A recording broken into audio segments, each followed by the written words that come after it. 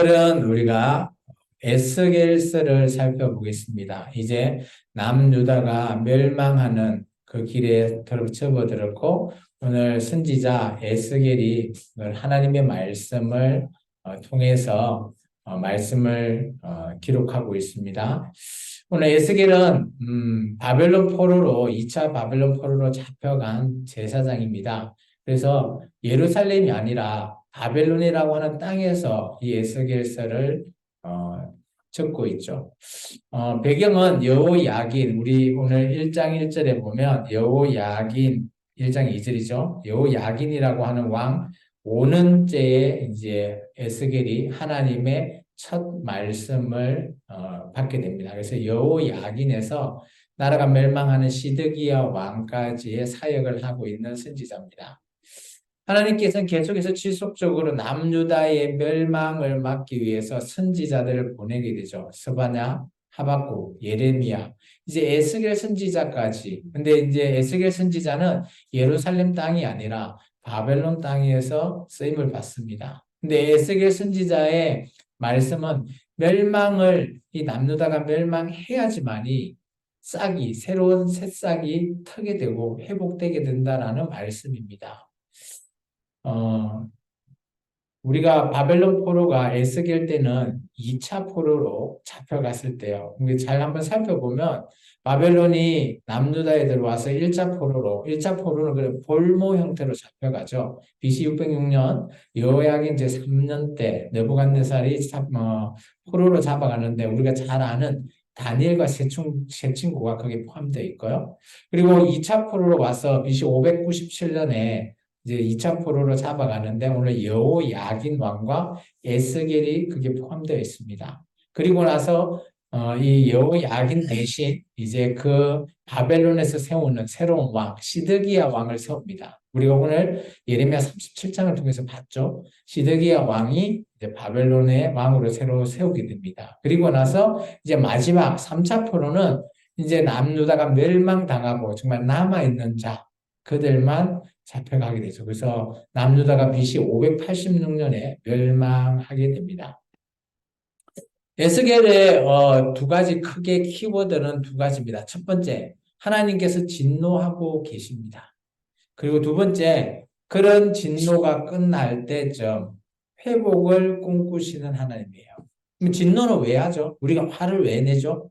우리의 마음이 그죠? 마음이 이렇게 좀 상하기 때문에 화가 나는 거예요.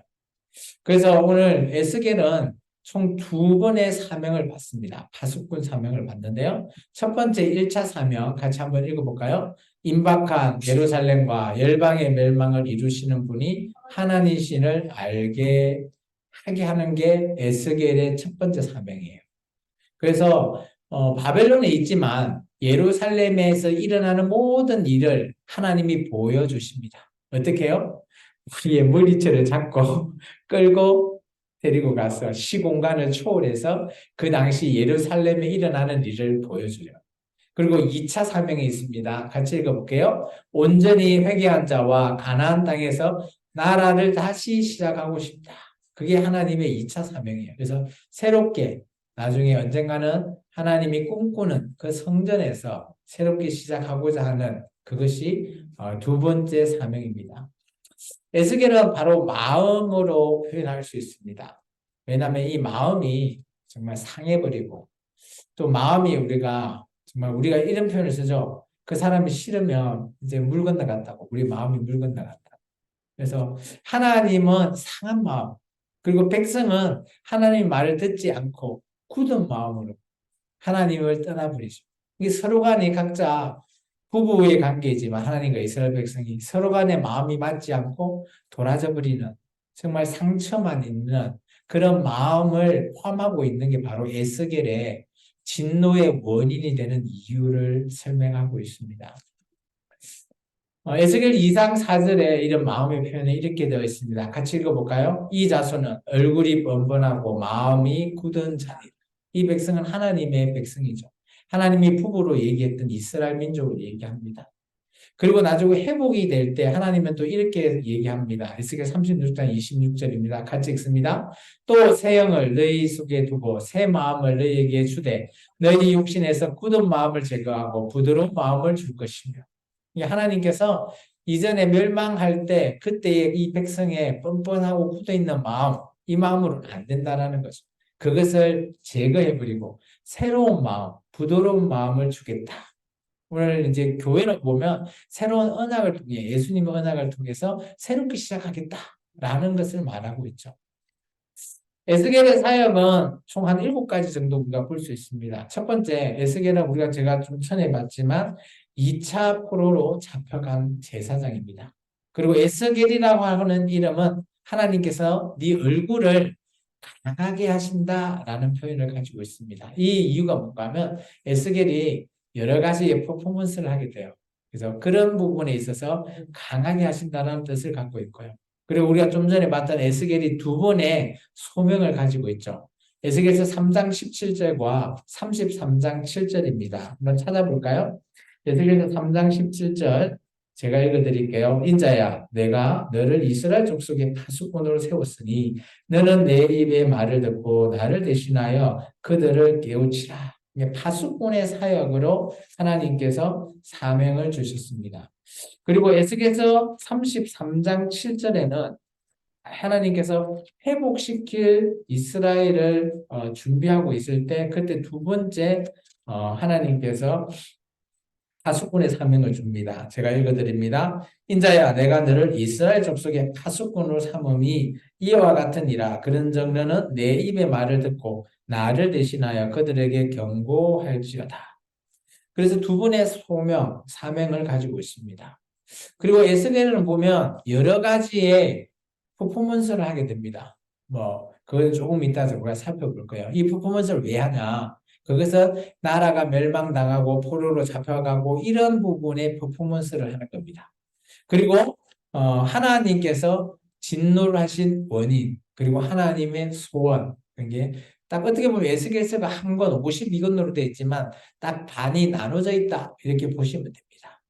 그리고 하나님께서 종말과 회복, 이게 어떻게 보면 에스겔에 흐르고 있는 키 메시지죠. 그리고 하나님이 그때그때마다 이렇게 하나님을 자기를 나타내시죠. 그걸 자기 계시라고 하는데요. 그 표현이 내가 여호와인 줄을 너희가 알리라. 이런 표현이 있어요. 유사한 표현이. 이게 총 61번 나옵니다. 그 첫 번째 한번 볼까요? 에스겔서 5장 13절 한번 찾아보겠습니다. 에스겔서 5장 13절 다 찾았으면 같이 한번 읽어볼까요? 이와 같이 내가 노를 다한적 그들을 향하여 분이 풀려서 내 마음이 가라앉으리라. 내 분이 그들에게 다한적 나 여호와가 열심으로 말하는 줄 그들이 알리라. 이제 하나님인 줄 그들이 이스라엘 백성이 알게 될 거다. 이게 이제 하나님의 자기 계시라고 하죠. 이런 부분들이 61번이나 등장합니다. 그러면 하나님이 왜 하나님인 줄 알게 하겠다? 그러면 너는 내 백성이야 라는 것을 계속해서 하나님께서 자기 PR을 하는 거죠. 정말 그것도 에스겔에서 61번이나 한다는 거는 하나님이 야 너는 내 백성이니까 어디 가면 안 돼. 내 말대로 해야 돼. 딱 그런 말씀이죠. 그런데 하나님의 백성이 하나님을 뜻을 따르려고 하지 않는 정말 안타까운 상황이죠. 우리 에스겔서를 보면 1장에 우리가 좀 전에 읽었죠. 1장 1절에 보면 그죠? 그발강가라고 나오죠. 그발강가에 사로잡혔다. 그발강가가 어딘가 하면 화면에 지도를 보면 여기서 왼쪽에는 예루살렘, 오른쪽 쭉 이렇게 타고 내려가는 이쪽이 바벨론에 있는 그발강가입니다. 이 갈대아, 이게 바벨론이라고 하는 지역을 갈대아 지역이라거든요. 그곳에 강이 있는데 그 강 이름이 그발이에요, 그발. 이 당시에 선지자들이 사역을 했는데 다니엘과 에스겔은 바벨론에서 사역을 하고 있고요. 이에 반해서 우리가 오전에 예레미야를 봤듯이 예레미야는 예루살렘에서 사역을 하고 있어요. 바벨론이 쳐들어와서 우리 남유다가 멸망당한다. 근데 바벨론에 있는 에스겔이 바벨론에 있으면서 그쪽에 있는 또 장로들과 그곳에 포로로 잡혀간 사람들에게 바벨론에서 예루살렘이 멸망당할 수밖에 없는 이유를 설명한다라는 거예요. 그러면서 나중에 우리 에스겔서 중간에 보면 바벨론이 실제 멸망하는 부분을 포함하고 있습니다. 그래서 멸망당하는 그런 내용들이 있거든요. 그래서 에스겔 전체 내용을 보면 1장에서 24장 안에는 하나님의 심판이 있어요. 하나님이 마음이 상해서 진노하는 감정으로 심판을 하시죠. 그 속에서 보면 1장에서 11장 안에는 하나님이 어디 보통 있죠? 성전에 계시고 성전에 보면 지성소 거기에 벗개 뚜껑에 하나님이 시온자 앉아 계신다고 하잖아요. 근데 그곳에 계시는 하나님이 예루살렘에서 떠나버렸어요. 그리고 어디로 가시는가 하면 바로 바벨론으로 가게 돼요.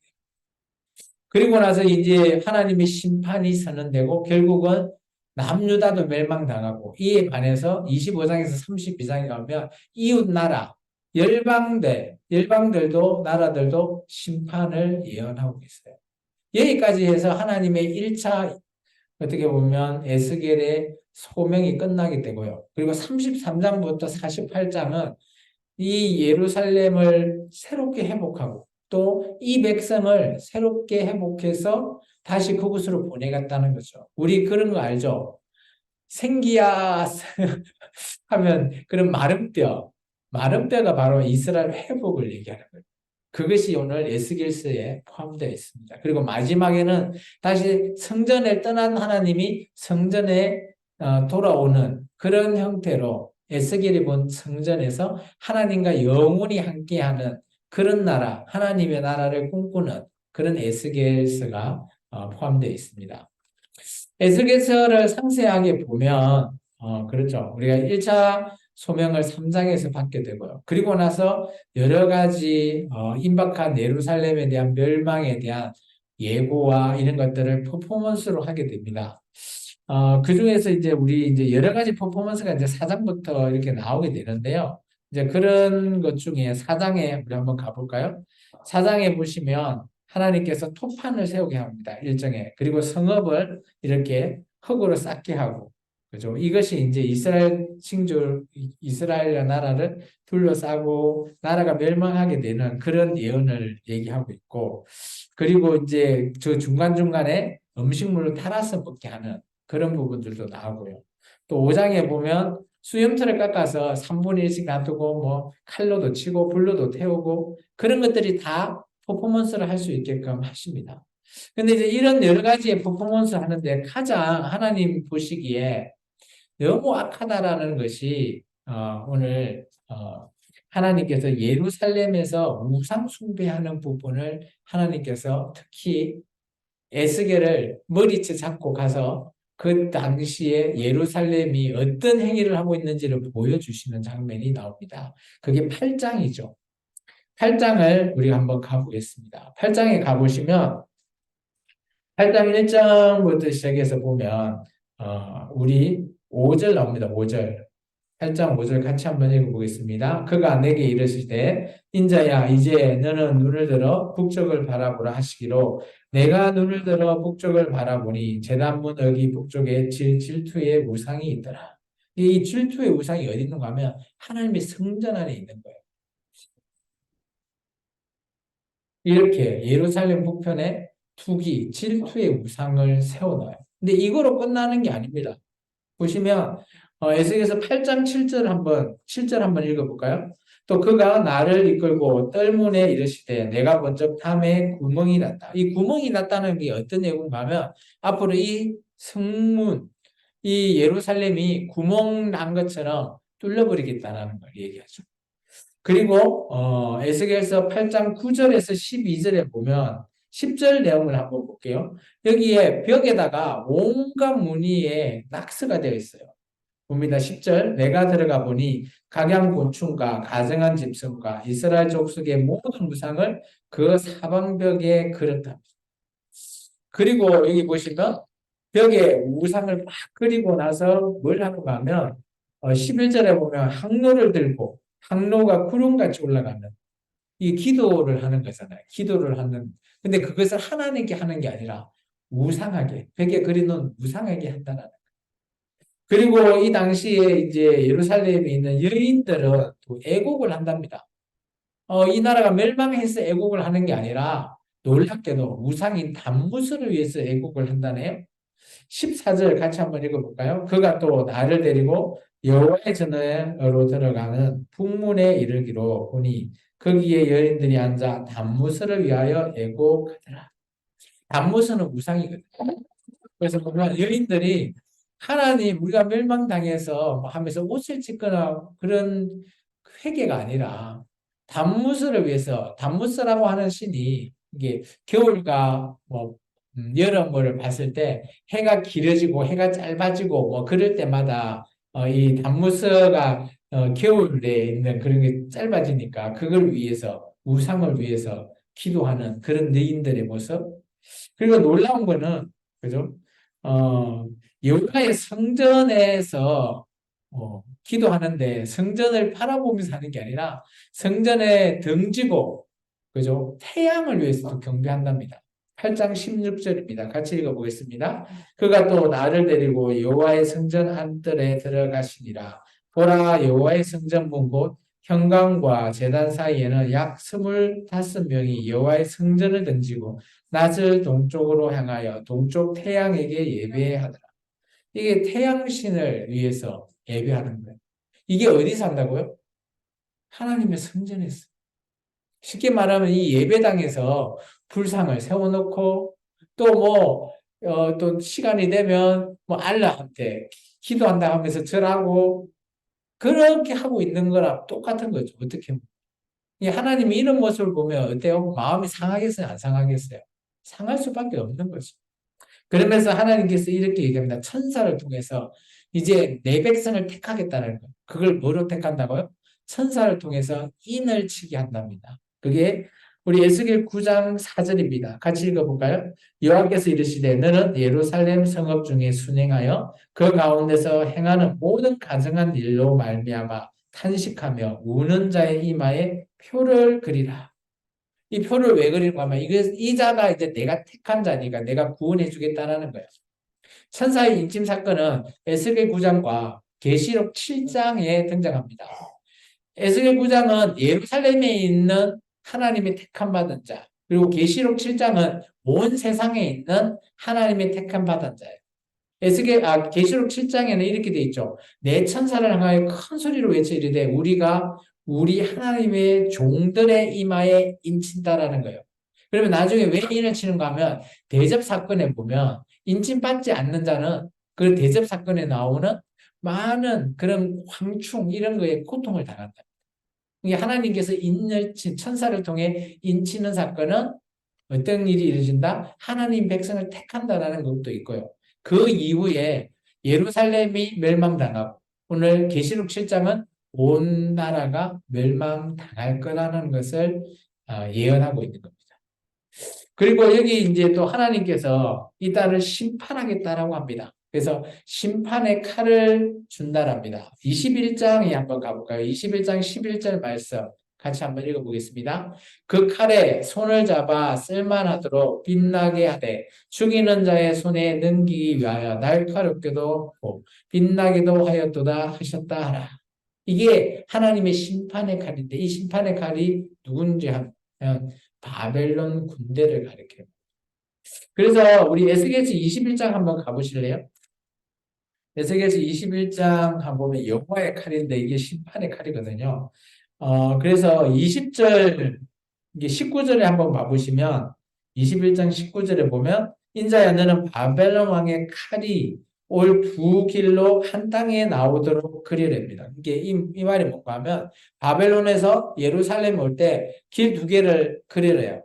한쪽은 어딘가 하면 예루살렘, 한쪽은 암몬에 있는 그죠?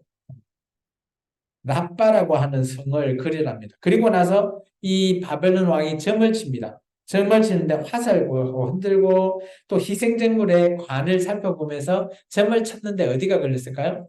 예루살렘이 걸린 겁니다. 보시면 바벨론에서 칼을 치는데 점을 치는데 그것 중에 오늘 예루살렘이 당첨돼서 예루살렘이 먼저 멸망하게 되는 이 암몬 나빠성도 나중에 멸망당합니다. 이 사건이 이제 에스겔서 어떻게 보면 21장에 나오면서 예루살렘이 멸망당하는 그것을 포함하고 있습니다. 그리고 나서 하나님께서는 이제 33장을 통해서 다시 한 번 더 에스겔에게 2차 사명을 주죠. 우리 33장 한번 가볼까요? 우리 아까 읽었는데요. 33장에 가보면 우리 아까 7절에 읽었잖아요. 그죠? 6절을 한번 읽어보겠습니다. 그러나 칼이 임한 파수꾼이 보고도 나팔을 불지 아니하며 백성에게 경고하지 아니하므로 그 중에 한 사람이 그 임하는 칼에 제거당하면 그는 자기 죄악으로 말미암아 제거되려니와 그 죄는 내가 파수꾼의 손에서 찾으리라. 이 말은 뭔가 하면 이제 하나님께서 모든 것을 다 제거하셨고 이제 새로운 파수꾼 사명을 받은 에스겔을 통해서 하나님께서 회복시켜 주시겠다라는 것을 말하고 있습니다. 그래서 35장에서부터 37장 같은 경우는 그죠?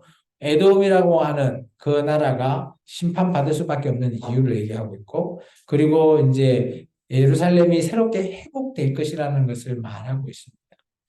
그리고 이제 하나님께서 마지막에 이제 종말의 전쟁을 얘기하면서 그리고 하나님께서 새로운 하나님의 성전을 지어지게끔 하는 그 부분이 40장부터 48장의 내용입니다. 그러면 예루살렘의 회복에 대해서 잠깐 우리가 한번 보도록 하겠습니다.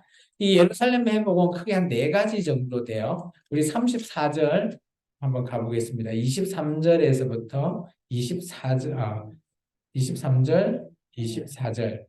우리 34장입니다. 그 보면 이제 새로운 왕을 하나님께서 세우는데 그게 다윗 후에 다윗의 후손에 의해서 세우겠다라는 겁니다. 같이 읽겠습니다. 나 여호와가 23절, 24절입니다. 내가 한 목자를 그들 위에 세워 먹이게 하리니 그는 내 종 다윗이라 그가 그들을 먹이고 그들의 목자가 될지라 나 여호와는 그들의 하나님이 되고 내 종 다윗은 그들 중에 왕이 되리라. 나 여호와의 말이니라. 그래서 새로운 지도자, 그 지도자는 다윗의 후손, 그 후손인 선한 목자를 통해서 회복시키겠다는 거죠. 누구시죠? 바로 예수님을 가리킨 겁니다. 그리고 하나님께서 두 번째 회복은 새로운 영과 새로운 마음을 주겠다는 거예요. 이게 새롭게 시작하겠다라는 겁니다. 36장, 우리 26절과 27절인데요. 26절만 읽겠습니다. 또 새 영을 너희 속에 두고 새 마음을 너희에게 주되 너희 육신에서 굳은 마음을 제거하고 부드러운 마음을 줄 것이다. 이게 새롭게 시작하겠다. 그래서 새로운 언약을 얘기하고 있습니다.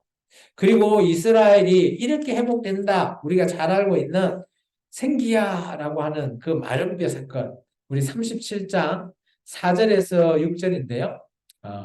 5절과 6절만 읽겠습니다. 주 여호와께서 이 뼈들에게 이같이 말씀하시기를 내가 생기를 너희에게 들어가게 하리니 너희가 살아나리라. 너희 위에 힘줄을 두고 살을 입히고 가죽으로 덮고 너희 속에 생기를 넣으리니 너희가 살아나리라. 또 내가 여호와인 줄 너희가 알리라 하셨다. 그러면서 하나님께서 마른 뼈를 새롭게 살리시는 회복을 말하고 계십니다. 그리고 하나님이 꿈꾸는 성전을 얘기하는데 그게 에스겔서 40장부터 나오는 것을 얘기하죠. 성전을 측정하고 성전 안에 뭐 물이 흐르고 하는 그런 내용인데요. 이 내용은 지금 우리의 성전하고는 좀 달라요. 나는 스룹바벨 성전하고도 좀 다르거든요. 이 성전의 모습은 대략 누군가 이렇게 그림을 그렸다네요. 한번 볼까요? 이제 화면을 봅시다. 보면 여기서 물이 흐르면서 성전에서 이렇게 성전이 사방으로 이렇게 만들어진다고 해요. 근데 이 성전은 하나님이 꿈꾸는 성전 같아요. 그래서 이 땅에는 아직까지 이런 성전이 만들어지지는 않은 것 같아요. 이 정도로 해서 에스겔서를 우리가 한번 살펴보았습니다. 오늘 하나님은 정말 하나님이 화를 내시고 진노하시는 이유는 하나님도 마음이 상하면 정말 하나님이 진노할 수밖에 없고요. 그리고 또 하나님께서 또 측은히 여기서 궁휼히 여기서 또 하나님 백성을 언젠가는 또 회복시키기를 원하죠. 그것도 하나님의 마음이 통해서 하는 거잖아요. 그래서 제가 마지막으로 좀 길지만 이거 한번 읽어볼까 생각합니다. 같이 한번 읽겠습니다. 인간관계에도 상대방의 감정과 마음을 읽는 것이 중요합니다. 하물며 성경을 읽을 때도 진정한 하나님의 마음과 뜻을 읽어야 제대로 성경을 읽는 것입니다. 우리가 사람을 만날 때도 그 사람의 감정, 마음을 읽지 못하면 그저 서운하죠. 그런 마음이 있는 거예요. 근데 오늘 성경을 볼 때도 이 성경 안에 하나님이 원하는 그 마음과 뜻을 제대로 읽어야지만이 우리가 성경을 올바르게 보고 또 우리가 올바르게 살아갈 수 있기 때문입니다. 그래서 오늘 우리가 하나님의 마음도 읽고 또 우리가 상대하는 또 만나는 모든 사람들의 또 마음과 감정까지 읽으면서 하나님의 선하신 길을 따라가는 저와 여러분이 되기를 주의 이름으로 축원합니다. 기도하겠습니다.